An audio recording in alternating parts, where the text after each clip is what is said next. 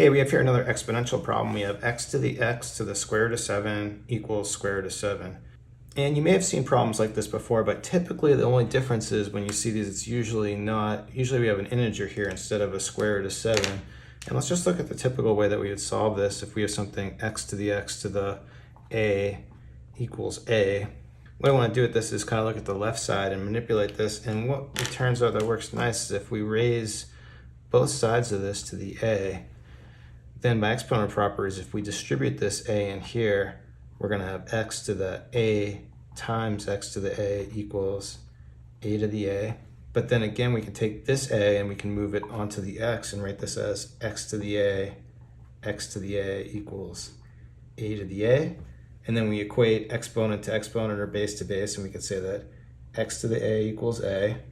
But then here, if we take the eighth root on both sides, then what will happen here is we have our solution in x, that x is going to be the eighth root of a, or we can also write this as a to 1 over a. So now back to our problem, we're going to do the exact same thing. We're going to take this and we'll, in this case, our a is square root of 7. So we'll raise both sides to the square root of 7, and we have this type of configuration.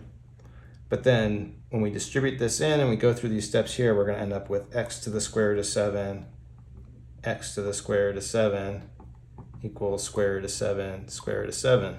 And then again, we can equate base to base, exponent to exponent. We could say x square root of 7 equals square root of 7.